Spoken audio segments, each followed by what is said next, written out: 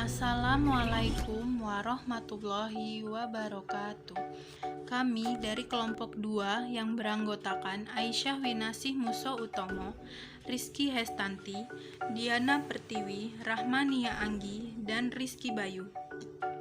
Di sini kami akan mempresentasikan mengenai inti sel.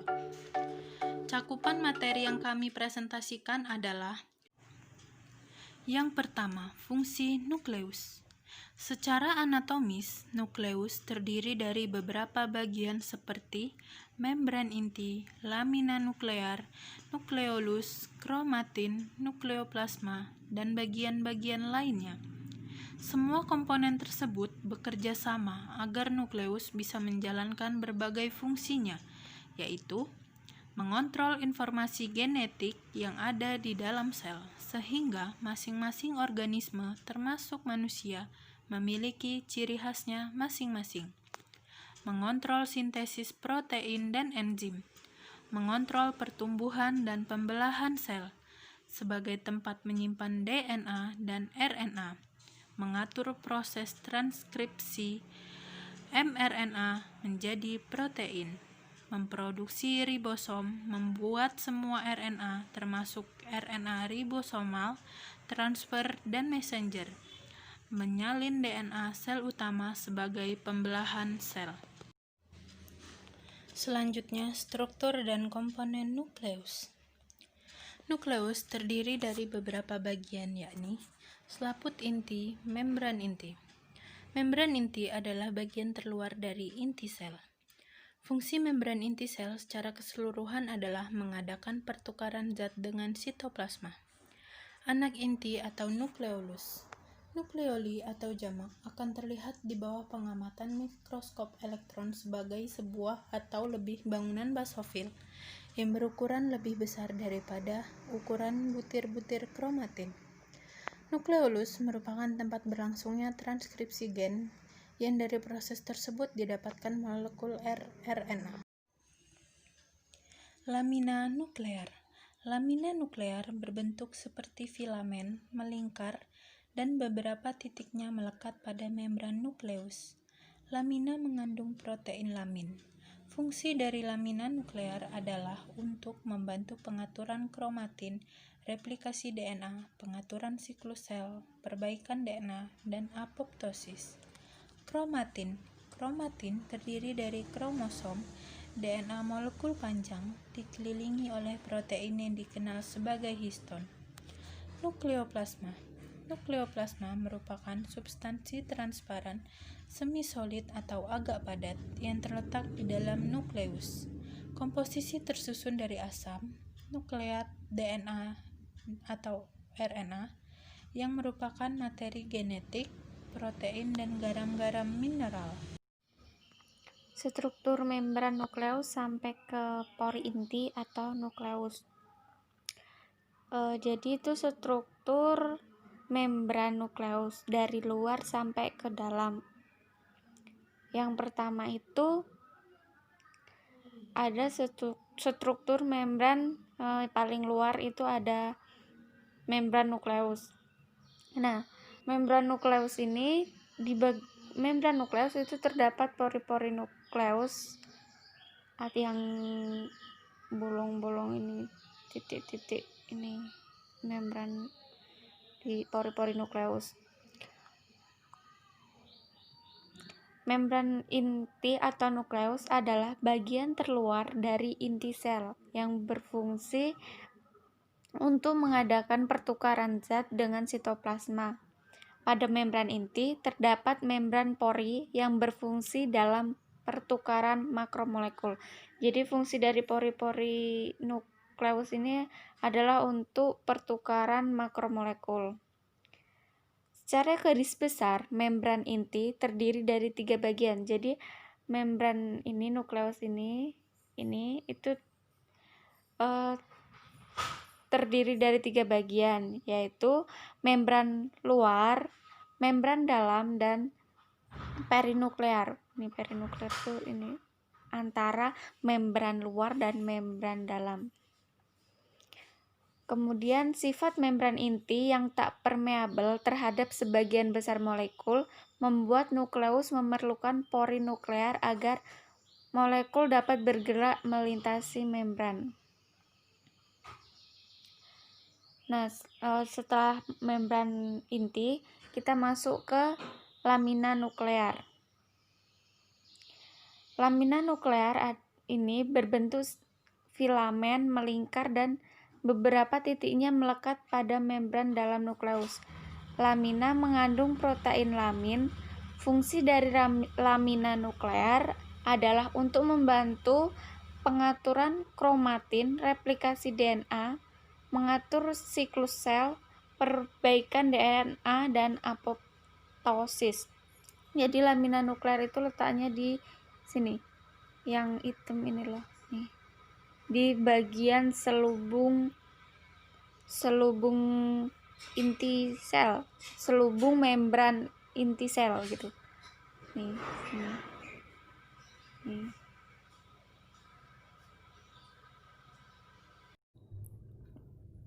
Nukleolus, di mana letak dari nukleolus yaitu menempel pada membran inti. Jadi pada gambar ditunjukkan pada bagian ini yang berwarna ungu.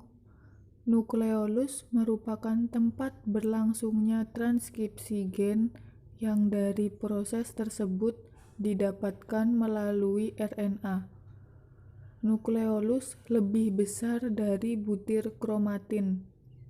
Nukleolus menempel pada membran inti dan tidak mempunyai membran. Nukleolus berisi atau memiliki kandungan protein, di mana terdapat RNA yang banyak dan DNA yang sedikit. Fungsi dari nukleolus yaitu untuk pembuatan protein, sintesa protein dikontrol oleh kromosom organizer. Kromatin dijumpai butir berwarna gelap. Periferal kromatin menempel pada membran inti. Pada gambar kromatin ditunjukkan di bagian ini. Kromatin terdiri dari kromosom DNA molekul panjang dikelilingi oleh protein yang dikenal sebagai protein histon. Nukleoplasma merupakan substansi yang transparan, semi-solid, bentuknya agak padat yang terletak di dalam nukleus. Komposisinya tersusun dari asam nukleat, DNA dan RNA yang merupakan materi genetik, protein, dan garam-garam mineral yang berfungsi sebagai aktivator kerja enzim dalam bentuk logam yang disebut kofaktor. Selanjutnya, pori inti atau nukleus. Pori nukleus bagaikan terowongan yang terletak pada membran nukleus yang berfungsi untuk menghubungkan nukleoplasma dengan sitosol. Fungsi utama dari pori nukleus adalah untuk sarana pertukaran molekul antara nukleus dengan sitoplasma. Molekul yang keluar, kebanyakan mRNA, digunakan untuk sintesis protein. Pori nukleus sendiri terdiri atas 4 subunit. Subunit pertama yaitu subunit kolom, subunit lumenal, subunit anular, dan subunit ring. Subunit kolom memiliki fungsi dalam pembentukan dinding pori nukleus. Subunit lumenar mengandung protein transmembran yang menempelkan kompleks pori nukleus pada nukleus. Subunit anular berguna untuk membentuk spok yang mengarah menuju tengah dari pori nukleus. Subunit ring berfungsi untuk membentuk permukaan sitosilik berhadapan dengan sitoplasma dan nuklear berhadapan dengan nukleoplasma dari kompleks pori nukleus.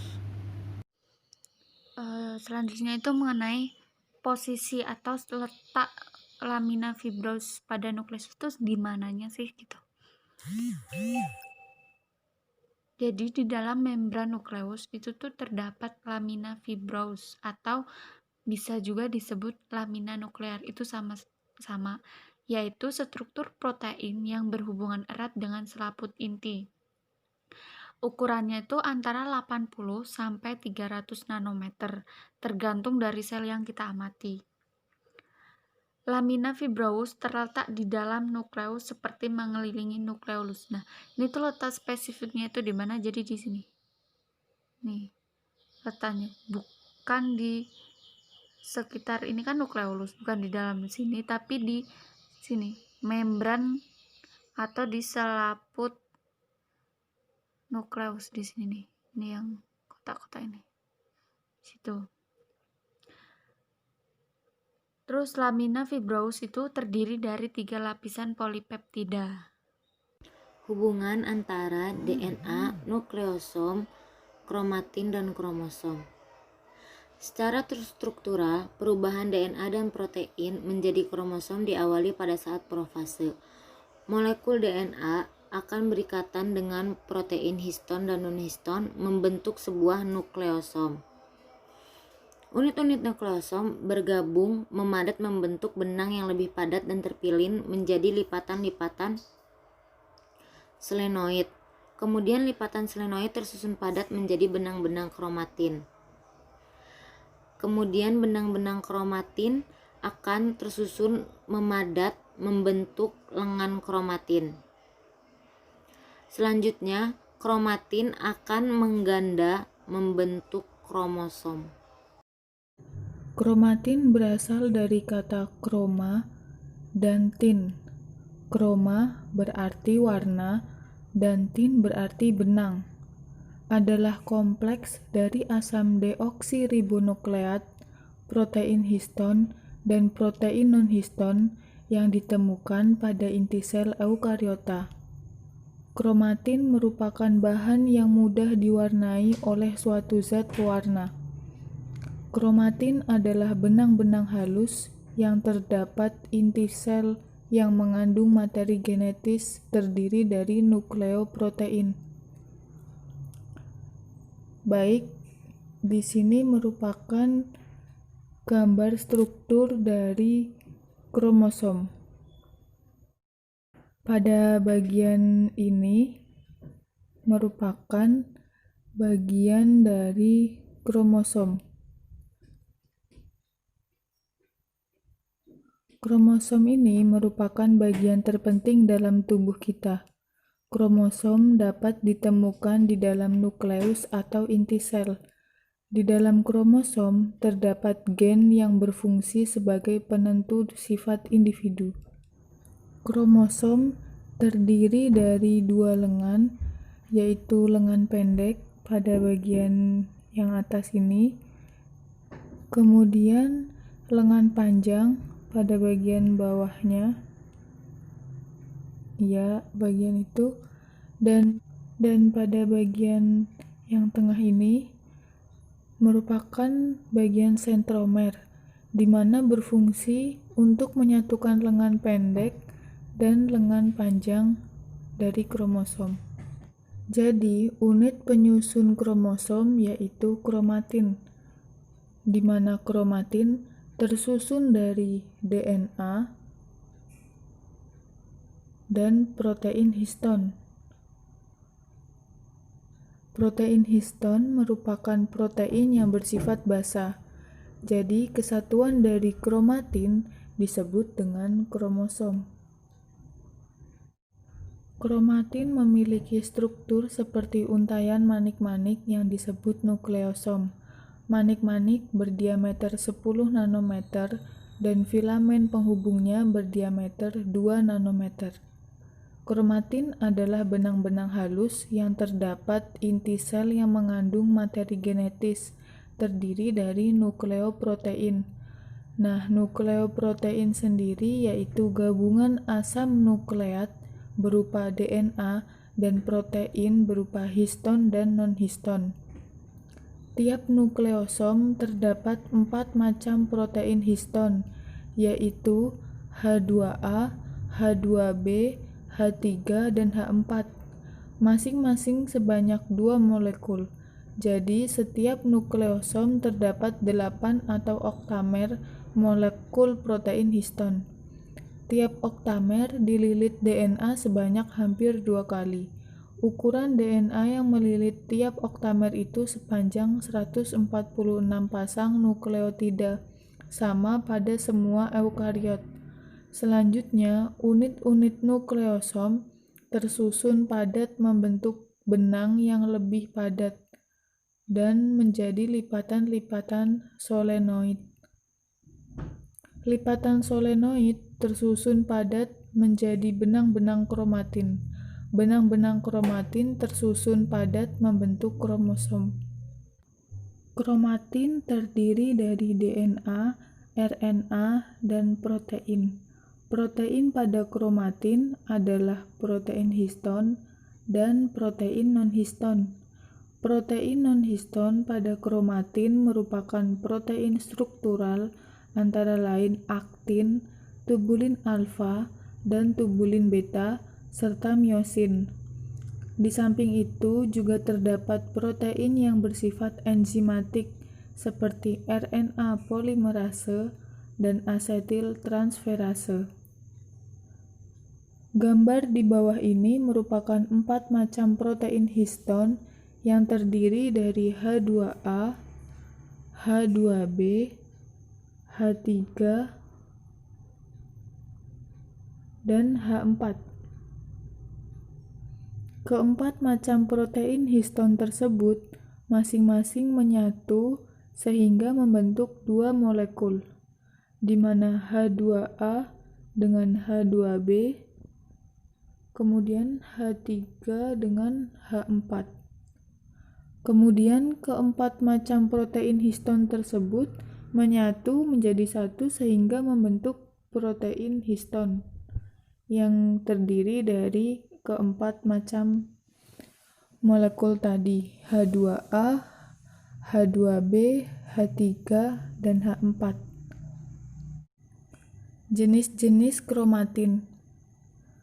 Kromatin dibedakan berdasarkan daya serapnya terhadap larutan pewarna, di mana kromatin dibagi menjadi 2, yaitu eukromatin dan heterokromatin. Di mana eukromatin merupakan kromatin yang kurang kuat menyerap warna, sedangkan heterokromatin merupakan kromatin menyerap warna kuat. Bentuk dari eukromatin yaitu bentuk yang kurang padat atau bentuk terbuka dari kromatin, sedangkan bentuk dari heterokromatin yaitu bentuk yang lebih padat atau bentuk tertutup dari kromatin. Eukromatin berbentuk padat pada saat pembelahan sel, tetapi mengendur menjadi bentuk terbuka selama tahap interfase. Heterokromatin sangat padat pada saat pembelahan sel dan pada tahap interfase. Eukromatin pada pewarnaan histologi kromosom, eukromatin ditunjukkan dengan warna yang lebih terang, sedangkan heterokromatin pada pewarnaan histologi kromosom, heterokromatin ditunjukkan dengan warna yang lebih gelap. Eukromatin merupakan kromatin yang kaya akan gen, sedangkan heterokromatin merupakan miskin gen dan tidak ditranskripsi. Ini merupakan gambar dari eukromatin dan heterokromatin dengan menggunakan mikroskop elektron. Terlihat bagian eukromatin ya, pada bagian ini yang ditunjuk panah, di mana terlihat yang berwarna terang, sedangkan pada bagian heterokromatin yang ditunjuk panah ini yang berwarna gelap. Kromatin dibedakan berdasarkan lokasinya, di mana kromatin dibagi menjadi 3, yaitu kromatin perinuklear, kromatin intranukleolar, dan kromatin periferal. Kromatin perinuklear yaitu kromatin yang berlokasi di sekeliling nukleolus. Kromatin intranukleolar yaitu kromatin yang berada di dalam nukleolus. Sedangkan kromatin periferal yaitu kromatin yang berikatan dengan selaput sel. Fungsi dari nukleolus. Nukleolus sendiri itu berfungsi untuk membentuk ribosom, mengatur pembelahan sel, membawa informasi genetika, dan tempat terjadinya transkripsi yang menghasilkan mRNA. Nah, itu tadi penjelasan dari kelompok 2 mengenai inti sel. Semoga informasi yang kita sampaikan bermanfaat bagi teman-teman. Terima kasih. Wassalamualaikum warahmatullahi wabarakatuh.